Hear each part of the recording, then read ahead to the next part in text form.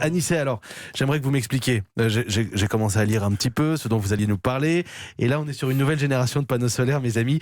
Des panneaux solaires d'intérieur. Oui, des cellules photovoltaïques dont on a optimisé les capteurs pour obtenir un rendement maximal avec la lumière d'intérieur, c'est-à-dire l'éclairage artificiel, par exemple les lampes qu'il y a dans ce studio, qu'il y a dans les bureaux, dans les magasins, mais aussi la lumière du jour, celle qui baigne les pièces de la maison, mais qui varie en fonction de la journée et qui est moins forte que celle de l'extérieur.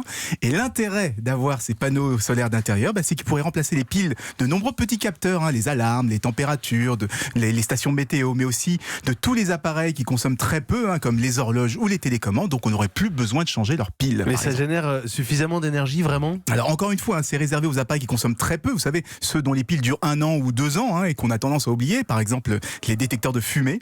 Et puis, il faut savoir qu'un panneau solaire d'intérieur, ça va emmagasiner l'énergie pendant la journée, mais aussi pendant une partie de la nuit, quand on allume la lumière. Donc ça reste efficace sur une durée beaucoup plus longue.